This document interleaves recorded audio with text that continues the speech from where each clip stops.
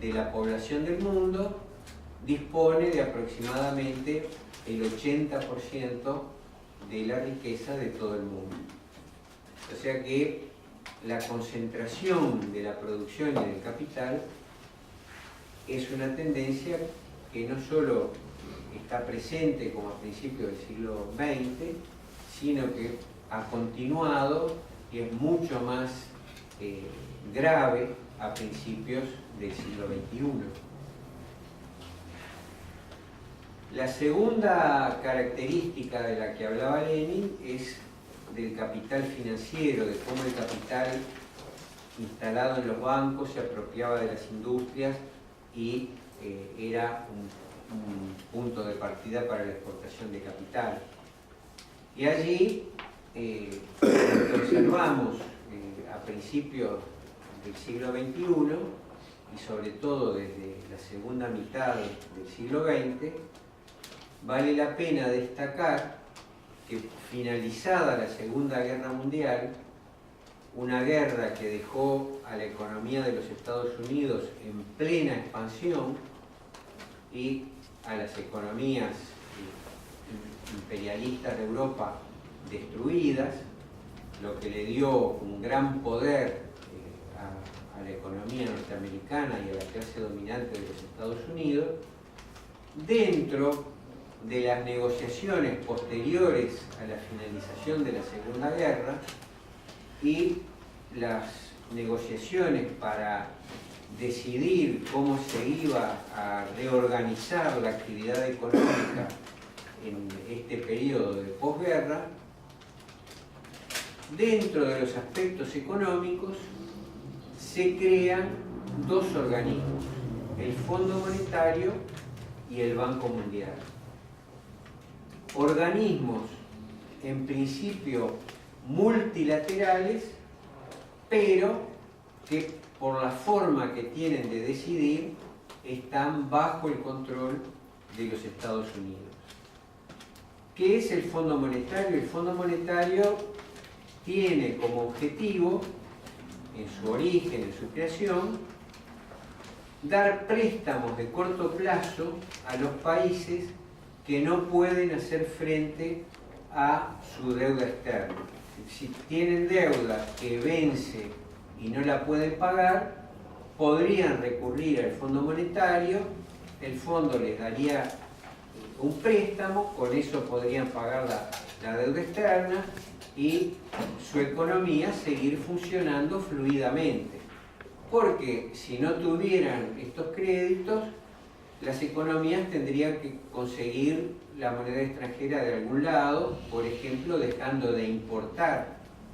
Entonces los países imperialistas que exportaban hacia los países dependientes perderían esos mercados. Se interrumpiría lo que actualmente se llama la cadena de pagos, porque los países caerían en bancarrota. Entonces, este objetivo que parece tan noble de ayudar a un país pobre que está en dificultades, es en realidad un requerimiento para un funcionamiento fluido del capitalismo, manteniendo la dominación de la clase dominante.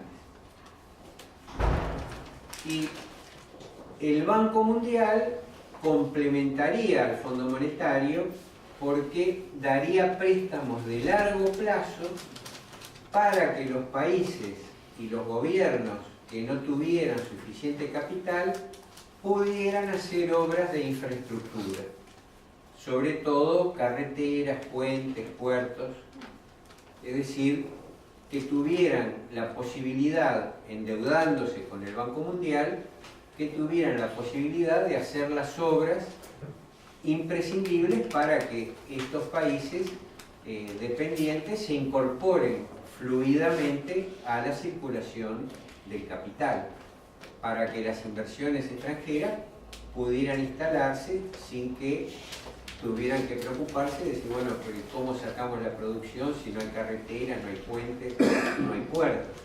Entonces también esa finalidad, en principio tan noble del Banco Mundial, es en realidad una condición para que el capitalismo siguiera funcionando fluidamente con la misma articulación de clases dominantes. Pero un pasito más allá es que tanto el Fondo Monetario como el Banco Mundial dan préstamos condicionados. O sea, es público, está en los documentos, en los estatutos constitutivos de estas instituciones financieras, de estas instituciones a través de las cuales circula el capital financiero por el mundo, nuevas instituciones que no estaban a principios del siglo XX, que aparecen en la segunda mitad del siglo XX, que siguen presentes. Estas instituciones dan el préstamo, pero dicen, bueno, pero nosotros prestamos, pero tenemos que asegurarnos que nos van a devolver estos préstamos. Y para asegurarnos que nos van a devolver estos préstamos, tenemos que hacer un diagnóstico de la economía que nos pide este préstamo, ver por qué fue que no pudo pagar su deuda externa y recomendar, exigir las medidas que nos aseguren que van a poder devolver estos créditos que le estamos dando. Eso es lo que se llama la condicionalidad. Se otorga el crédito, pero los países tienen que asumir un compromiso que se concreta en un documento que se llama Carta de Intención, por la cual el gobierno del país que recibe el préstamo se compromete a tomar determinadas medidas, a perseguir determinados objetivos, y eso le va a permitir devolver los préstamos. Y por otro lado, el Fondo o el Banco Mundial se comprometen a que si el país va cumpliendo con esas exigencias, el Fondo o el Banco Mundial le van a ir entregando en determinados plazos esos créditos que se le otorgaron. En caso de que en determinado momento el país no cumpla, esos créditos que se iban a otorgar en los meses y en los años siguientes se interrumpen.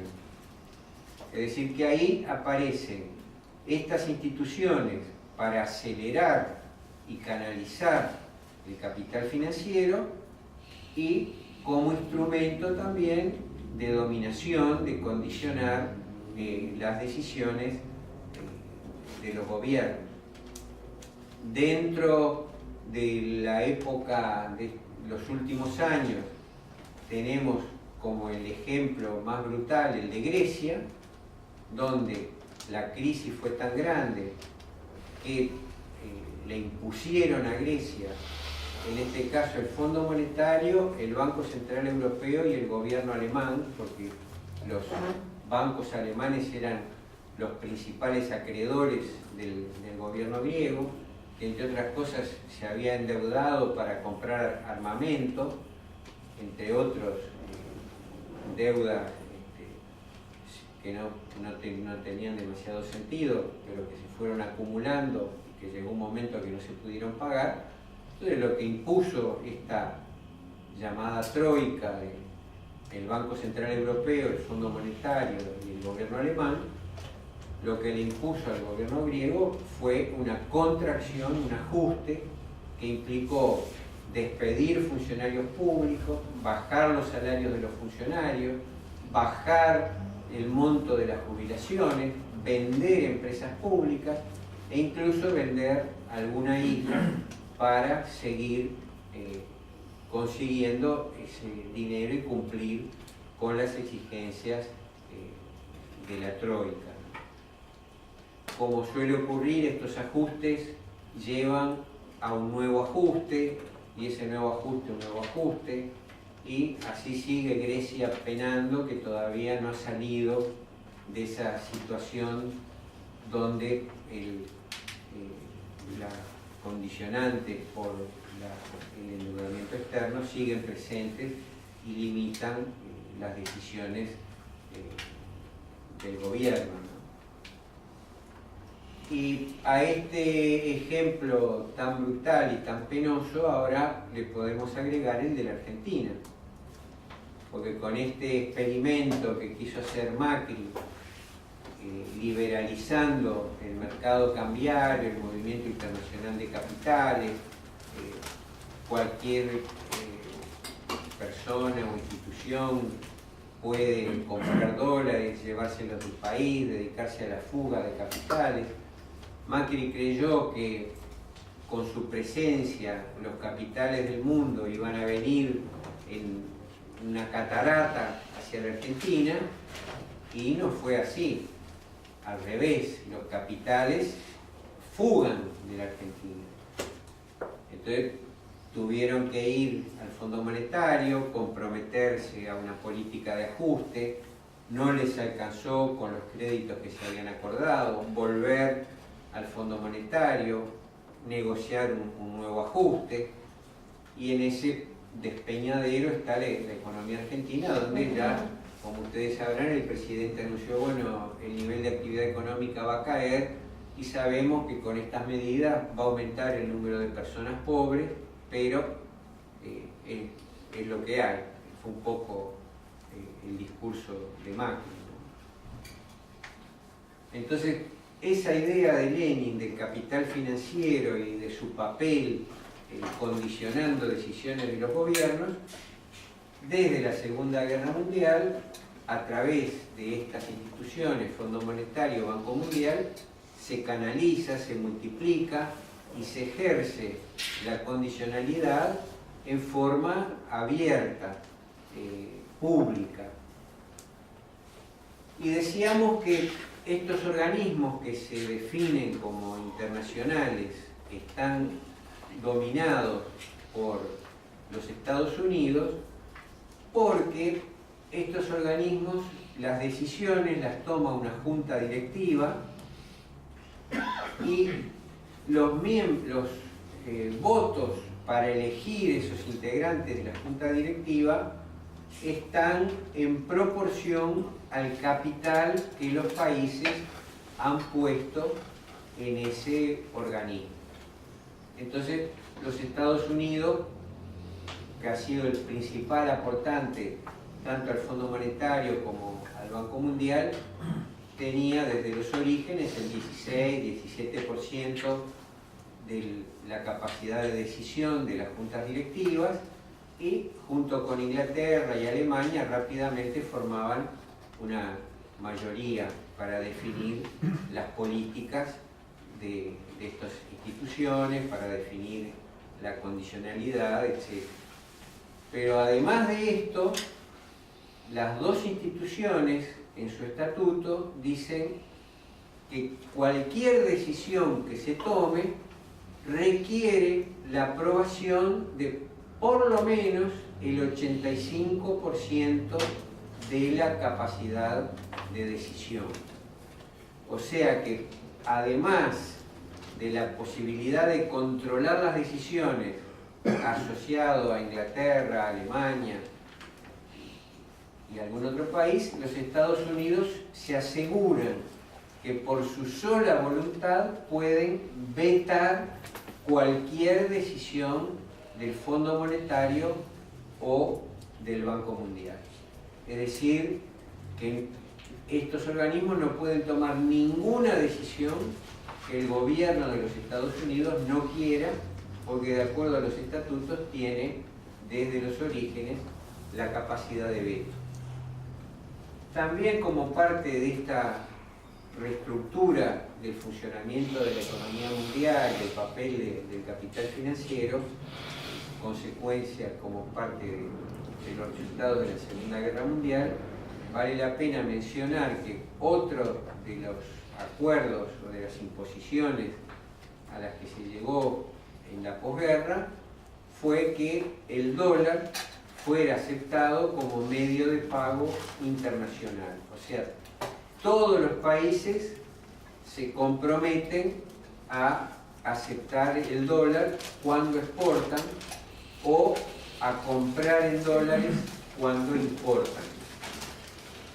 Francia e Inglaterra, que tenían cierto poder de negociación y que no les, como potencias imperiales, no les convencía mucho quedar en un papel secundario bajo la hegemonía norteamericana, aspiraban a tener un poder un poco mayor en las decisiones imperiales. Lo que lograron fue que, bueno, el dólar iba a ser el medio de pago internacional, pero el dólar iba a tener un respaldo en oro.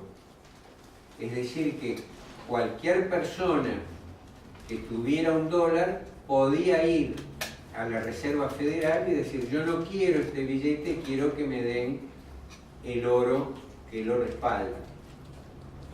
Esa fue una condición de los años 45, 46, 47.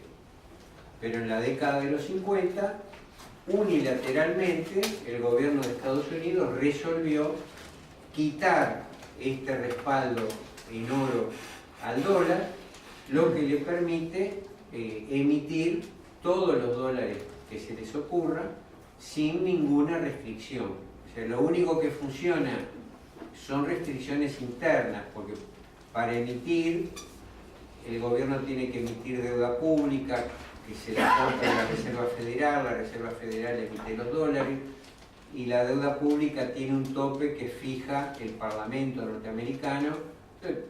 Todos los años o cada 2 años este tope se va aumentando, y según las mayorías que haya en el Parlamento, de demócratas, republicanos o de los distintos matices que hay en estos partidos, para formar esa mayoría que siempre termina autorizando el mayor endeudamiento y la mayor emisión de dólares, siempre se negocian distintos aspectos internos donde, junto con esta autorización para más deuda, también sale alguna otra ley que quiere alguno de los legisladores.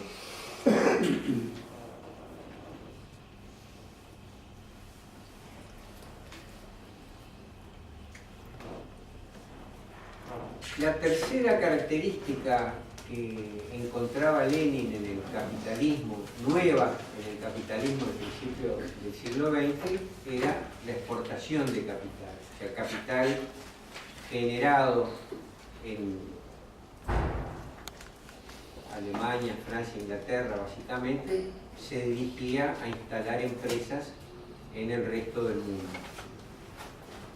¿Y qué observamos? Que se ha diluido, atenuado, desaparecido ese movimiento. Por el contrario, la exportación de capital cada año es mayor y son miles, millones de dólares los que circulan en forma de exportación de capital, que no solo se dirige desde los países imperialistas hacia los países dependientes, sino que también ha circulado entre países imperialistas para promover fusiones y para instrumentar mayores grados de concentración de capital. Lo que Lenin llamaba el reparto del mundo por asociaciones internacionales monopolistas es lo que hoy llamamos las empresas transnacionales. Hoy es una realidad que el control de la mayor parte de la producción en todo el mundo lo hacen estas grandes empresas transnacionales que pueden tener sede en cualquier lugar del mundo y que tienen sus filiales esparcidas por todo el globo, ¿no? Por toda la actividad económica. O sea que este fenómeno, que era incipiente a principios del siglo XX, hoy es dominante a principios del siglo XXI. Y sobre el reparto del mundo entre las potencias capitalistas más importantes, la impresión que da, o mi hipótesis que pongo en discusión, es que como resultado de la Segunda Guerra Mundial, la hegemonía militar de Estados Unidos le permitió articular y organizar militarmente a través de la OTAN a todo el campo capitalista y a los países imperialistas, y mientras estuvo la Unión Soviética, hacía un dique de contención, limitaba esa influencia, o sea, permitió, digamos, la presencia de la Unión Soviética, que hubiera la Revolución China, la Revolución Vietnamita, la Revolución Cubana, permitió que hubiera un acelerado proceso de descolonización, pero hoy llegamos a principios del siglo XXI donde prácticamente no hay colonias, hay muy pocas colonias por razones estratégicas, las Malvinas, alguna colonia holandesa en América Latina, algunas islas y así, pero que aquellos países coloniales lograron liberarse de la colonización y se transformaron en países dependientes. Ese proceso, con la desaparición de la Unión Soviética, permitió que la expansión de las potencias imperialistas y este nuevo reparto del mundo se agudizara. Es decir, que estas 5 características económicas que Lenin encontraba en el funcionamiento del capitalismo a principios del siglo XX no solo están presentes en el siglo XXI, sino que se han agudizado, han surgido nuevos instrumentos y nuevas formas de dominación. Pero Lenin nos daba una tercera definición del capitalismo, del imperialismo, como la fase final, última, un capitalismo agonizante, parasitario, en el cual se detenía el desarrollo de las fuerzas productivas, y en eso creo que el pronóstico de Lenin no se cumplió.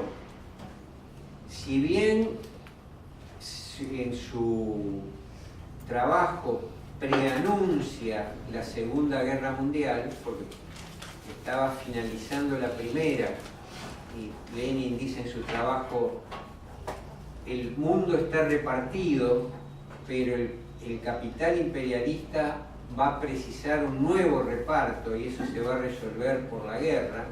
Ese preanuncio, ese análisis, ese pronóstico de 1917 se hizo realidad durante la Segunda Guerra Mundial. Pero, como sabemos, el capitalismo no desapareció, el imperialismo no desapareció, podríamos decir, sigue agonizando, pero es una agonía muy larga.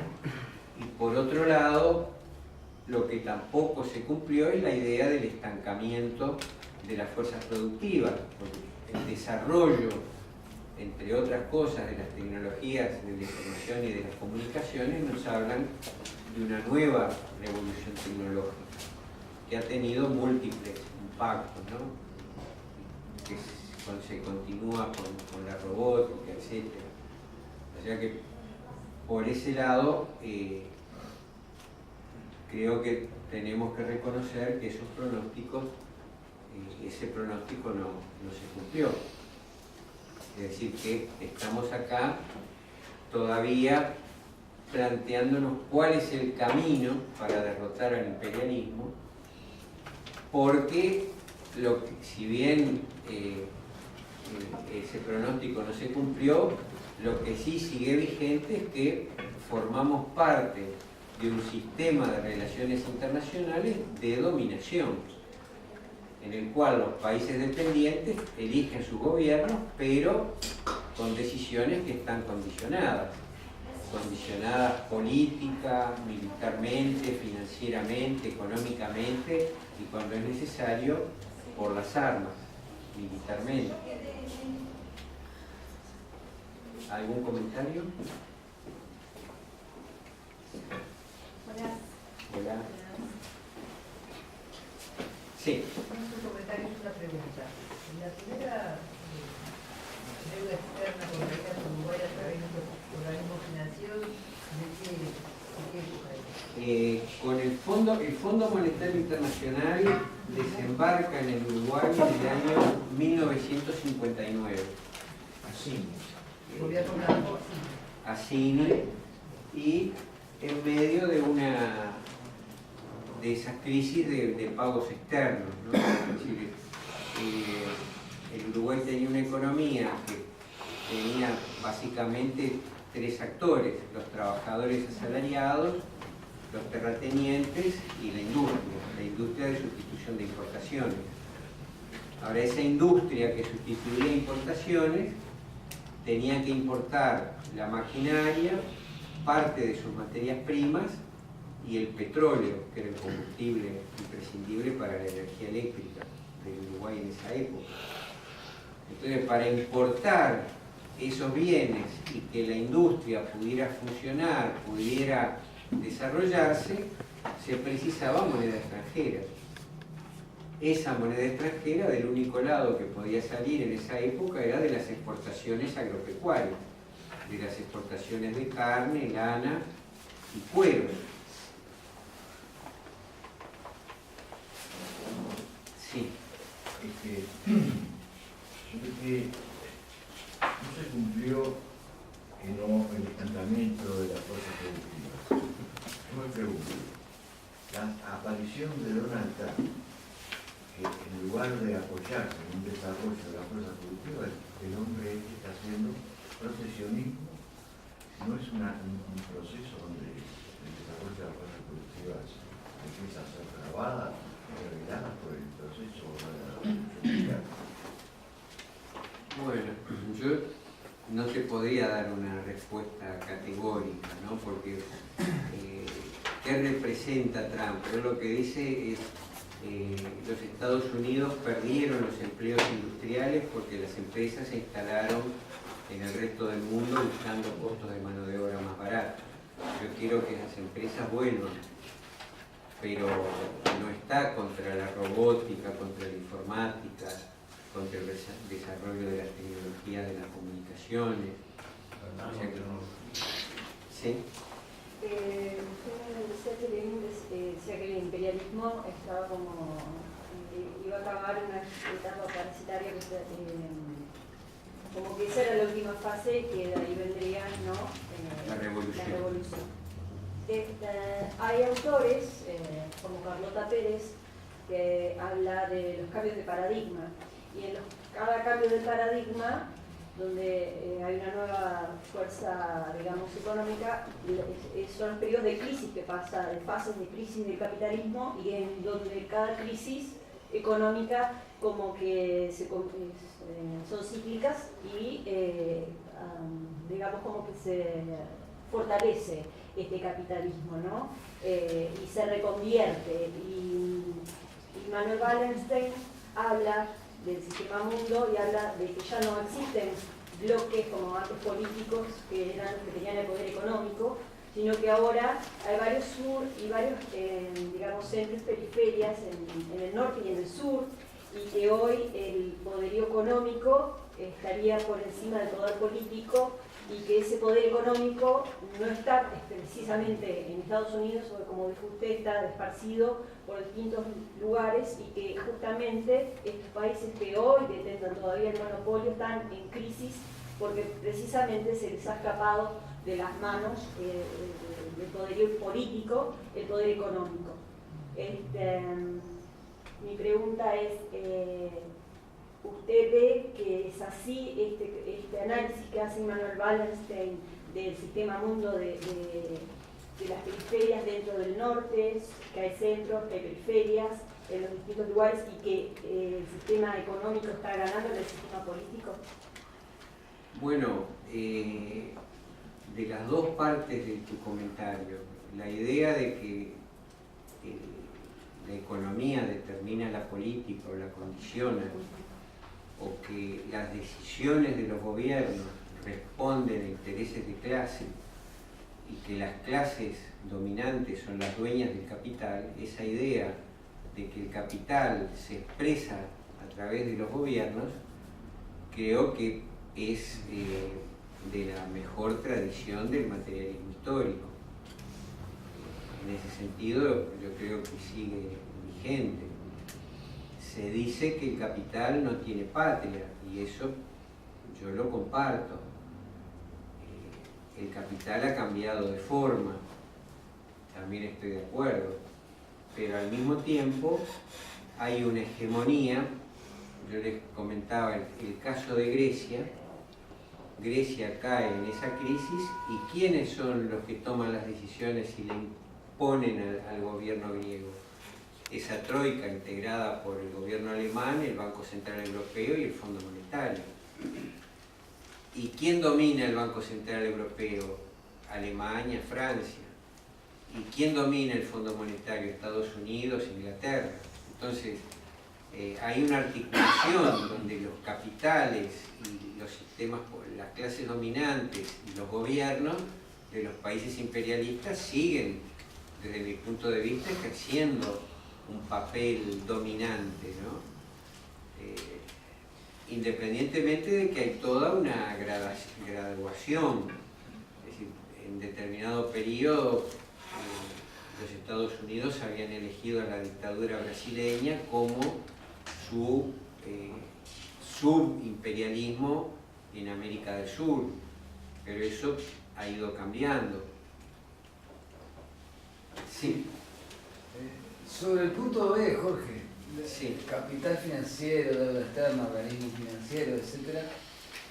Algo que es un poquito más acá en el tiempo, pero que juega dentro de eso, si vos le podías explicar bien, por lo menos asomarnos una explicación de cómo juega el asunto de las calificadoras de riesgo, que termina teniendo impacto en un montón de aspectos, es algo Claro. más propio, más de acá en el tiempo. Si lo podía explicar por lo menos por Sí, iba a comentar lo de las calificadoras de riesgo dentro del punto 3, es decir, los fenómenos nuevos que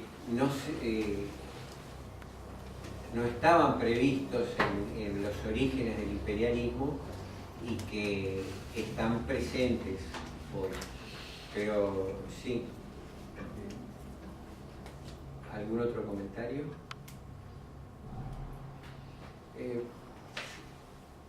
Sobre tu pregunta, yo creo que tienen que tomar estos comentarios que yo hago como hipótesis.